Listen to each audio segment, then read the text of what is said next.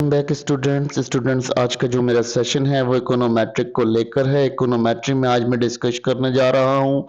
मेरी डिस्कशन जो है वो डिवीजन ऑफ इकोनोमेट्रिक्स पर है। बेसिकली डिवीजन ऑफ इकोनोमेट्रिक्स होते क्या है, मैंने आपको जैसे कि इकोनोमेट्री के बारे में बताया था कि ये स्टैटिस्टिक्स की एक ब्रांच होती है, स्टैटिस्टिक की ब्रांच है, इसको इकोनॉमिक की ब्रांच भी कंसिडर किया जाता है। ये स्टैटिस्टिक की भी एक ब्रांच है जो डेटा को एनालिसिस करने के काम आता है।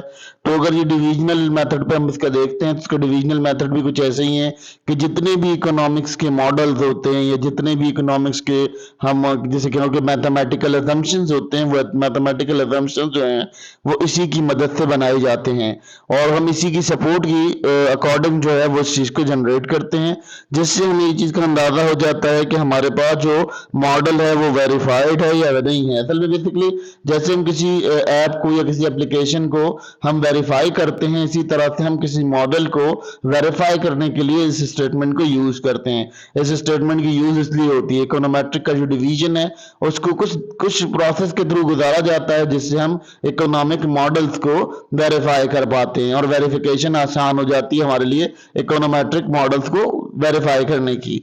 बेसिकली इकोनोमेट्री होता क्या है अब हम बता देते हैं कि जो थ्योरिटिकल इकोनोमेट्रिक होता है। बेसिकली इसमें कौन सा डिवीजन होता है, पहले इसमें डिवीजन होता है थ्योरेटिकल इकोनोमेट्रिक। थ्योरेटिकल इकोनोमेट्रिक में क्या होता है कि ये हम स्पेसिफिकेशन करते हैं, किसी भी चीज के मॉडल को स्पेसिफाई करते हैं कि इसमें क्या ऐसी नई चीज है जिसको हम वेरीफाई कर रहे हैं या जिस चीज को हम एक्सप्लेन करने जा रहे हैं। जब कोई रिसर्चर बैठता है रिसर्चिंग करने के लिए तो उसके पास कोई ऐसी चीज होनी चाहिए, कोई ऐसा आइडिया होना चाहिए जिससे वो अपना इंट्यूशन को जाहिर कर सके और इन्वेंशन को जाहिर कर सके कि इसमें कोई इसने इनोवेशन की है या इसका कोई इंट्यूशन है। तो वो स्पेसिफाइड मॉडल करता है, हम इसके जो ग्रामेट्री है उसकी थ्योरी को प्रिपेयर करते हैं। फिर उसके बाद एस्टिमेशन थ्योरी, यानी एस्टिमेशन थ्योरी क्या होती है कि हम उसमें इस चीज को एनालाइज करते हैं कि यार जो हम थ्योरी बना रहे हैं इसके डेवलपमेंट के अंदर जो एस्टिमेशन यानी जो पैरामीटर्स हम डाल रहे हैं, इकोनॉमिक मॉडल में जो पैरामीटर्स मौजूद होते हैं इसको हम वेरीफाई करते हैं by the definition, by the book definition. इसकी जो भी डेफिनेशन होती हैं ये हम उसमें वेरीफाई करते हैं। उसके बाद हम हाइपोथेसिस टेस्टिंग करते हैं, यानी जो हमारा रिजल्ट होता है उस रिजल्ट को हम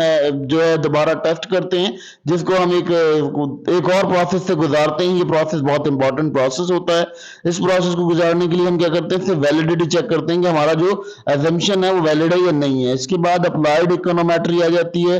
अप्लाइड इकोनोमेट्री में ये होता है कि हम यहाँ पर एम्पेरिकल मॉडलिंग को देख लेते हैं, यानी जो टेक्निक्स होती हैं, जो टेक्निक्स हमारी रियल वर्ल्ड के अंदर मौजूद होती हैं।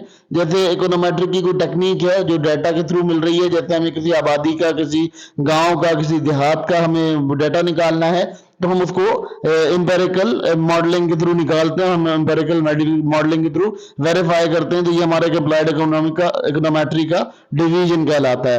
तो उसके बाद हम मॉडल वैलिडेशन करते हैं कि यार अगर हम जिस का टेस्ट कर रहे हैं क्या ये चीज वैलिड भी है या नहीं है। इसकी वैलिडेशन के लिए भी हम ये टेस्ट वैलिडिटी का टेस्ट करते हैं। ये भी हमारा जो है अप्लाइड इकोनोमेट्री में हम इसको देख लेते हैं। इसके अलावा हम अगर बात कर लेते हैं फोरकास्टिंग, यानी फोरकास्टिंग क्या होती है कि जो आपका इवेंट होने वाला होता है या आपकी जो प्रिडिक्शन होती है उस प्रिडिक्शन को हम फोरकास्टिंग कहते हैं, यानी फोरकास्टिंग होती है वो हमारी फोरकास्टिंग होती है। यानी हम जो है इस इवेंट को, जहां भी हम इवेंट को वेरीफाई करेंगे तो हम ये बताएंगे कि ये इवेंट आगे जाकर हमारे लिए कितना सूदमंद साबित होगा या कितना फायदेमंद साबित होगा, ये फोरकास्टिंग होती है। तो हम जब इकोनोमेट्रिक अप्लाइड इकोनोमेट्रिक की बात करते हैं तो उसमें हम इस चीज को भी एनालाइज करते हैं कि हमारा जो फ्यूचर होगा इस मॉडल के अकॉर्डिंग हमारे पास क्या इससे रिजल्ट जनरेट होगा। Time series analysis, time series analysis में ये होता है कि हम टाइम सीरीज, यानी हम जैसे स्टैटिस्टिक्स में टाइम सीरीज को देखते थे, हमारा क्या होता था, हम टाइम सीरीज निकालते थे। यानी हम क्या करते थे, स्पेशल टेक्निक थी जिससे हम डील करते थे किसी डाटा को कि अगर ये इस वक्त में ये हमारे पास डाटा आया है तो इसका मतलब है कि ओवर टाइम ये डाटा इस तरह से हमारे काम आएगा। यानी वो जैसे मैंने कहा आपको कि फोरकास्टिंग करते हैं, तो फोरकास्टिंग में सबसे इंपॉर्टेंट चीज होती है टाइम सीरीज एनालिसिस, कि जैसे आज हमारी फर्म जो है या हमारी कंपनी जो है या हमारी ब्रांड जो है या हमारा कंट्री जो है वो इस जगह पर खड़ा है, तो वेरी नेक्स्ट डे या वेरी नेक्स्ट पीरियड में ये किस जगह खड़ा होगा या वेरी नेक्स्ट एनम ये कहाँ खड़ा होगा। Auto regression, integrated moving average अच्छा, ऑटो रिग्रेशन क्या होती है? रिग्रेशन किसी भी चीज को वापस आने की बात करते हैं, किसी भी चीज को वापस लाना।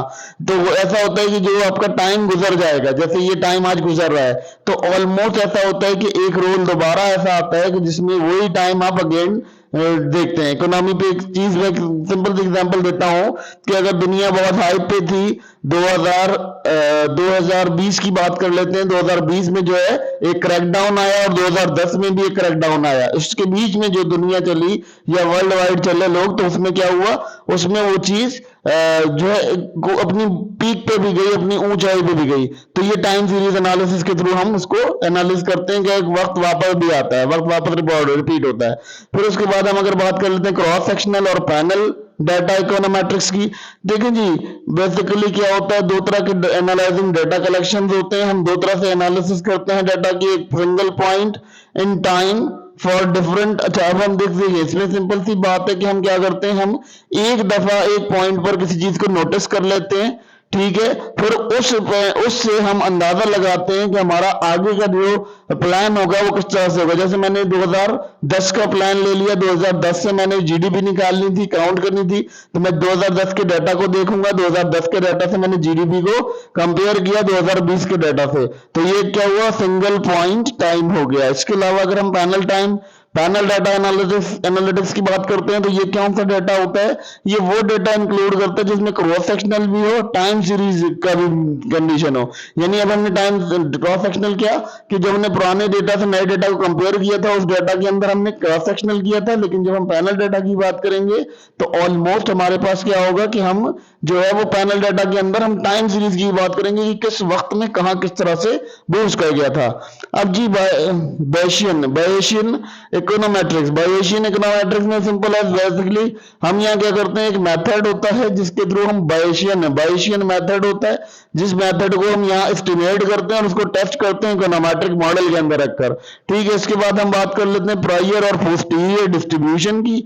प्रायर और पोस्टीरियर डिस्ट्रीब्यूशन ये होती है कि जब आप किसी चीज को बारे में बहुत ज्यादा नॉलेज आपके पास हो, प्रायर नॉलेज मौजूद हो, ठीक है, तो आप उस नॉलेज को लेकर उससे कोई अपडेट बिलीव बनाते हैं, कोई नया बिलीव बनता है जो कि बेस करता है एक नए डेटा के ऊपर। बिल्कुल बायेशियन इंटरफेस में भी यही चीज दिखा रहा है, यही बात कर रहा है कि जो एस्टिमेट आपने किया है उसको टेस्ट करते हैं इकोनोमेट्रिक मॉडल के थ्रू।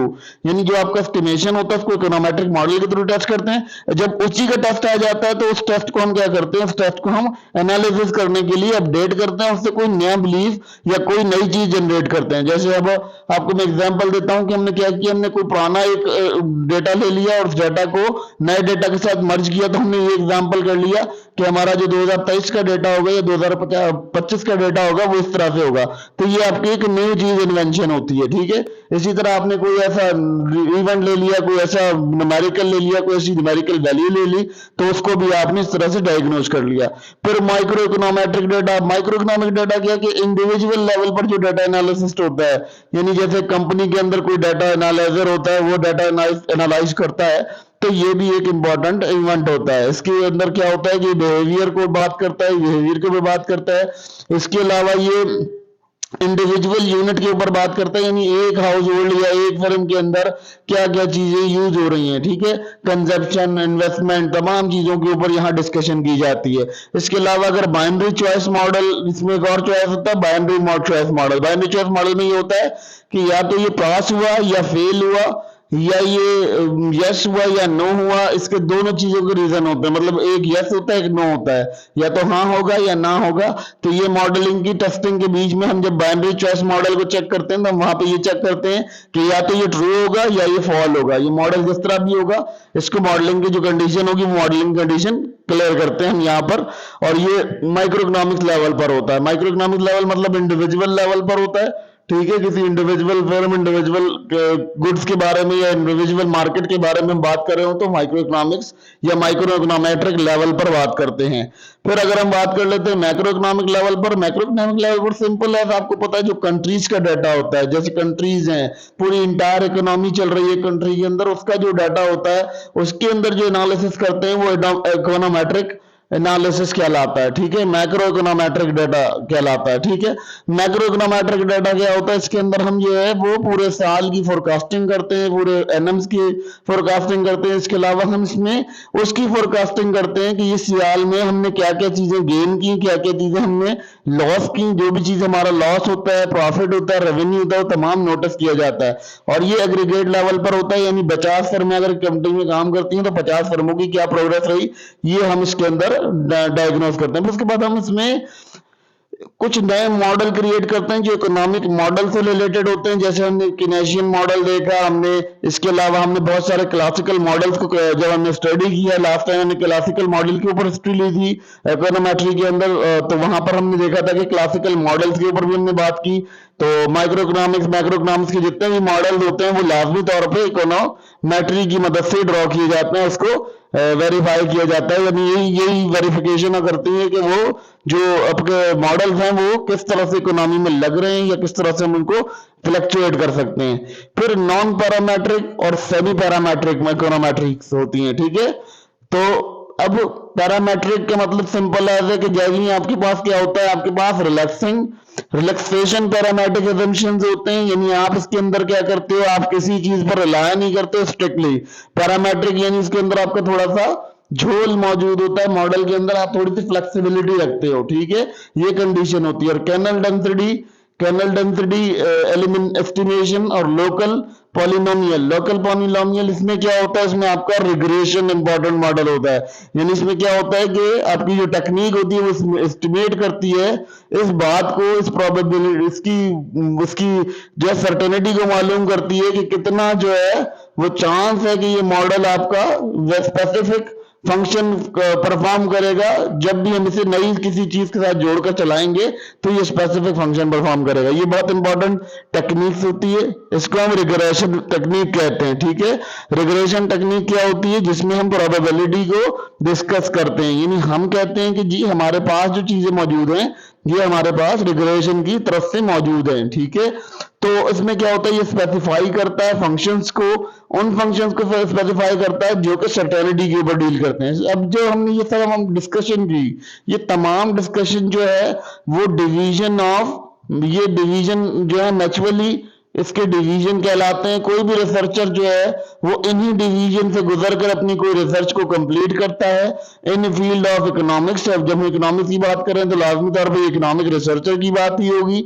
जितना भी ये डाटा होता है अवेलेबल, इसको लाजमी तौर पे इकोनोमेट्री की ही डिवीजन से गुजारा जाता है। यानी इसके डिवीजन से जब तक ये एनालिसिस की कंप्लीट ना हो जाए तब तक हम इसे पास ऑन नहीं करते। ये डाटा पास ऑन जब ही होता है जब हम इसको अपने डिवीजन से गुजारते हैं, यानी हम ना क्लैरिटी इसके ऊपर विजन क्लियर करते हैं। और ये विजन क्लियर होने के बाद हमें ये चीज कंफर्म होती है कि हमने इसके अंदर करना क्या क्या है। तो ये तमाम टेक्निक्स जो हैं ये आपकी बहुत इंपॉर्टेंट होती हैं for the preparation of your techniques, your business techniques या आपकी रिसर्च टेक्निक्स जो होती हैं इसके लिए बहुत इंपॉर्टेंट होता है। और इसमें रिसर्च टेक्निक बेसिकली जो आप थीसिस क्रिएट करते हैं या आप कोई और ऐसा डिवीजन क्रिएट करते हैं जिसके अंदर आप जो है वो डील कर सकते हैं। तो डिस्कशन जब आप क्रिएट करते हैं तो उसके अंदर कोई भी डिस्कशन हो, साइंटिफिकली हो, जैसी भी हो, उस डिस्कशन के अंदर आप बहुत इंपॉर्टेंटली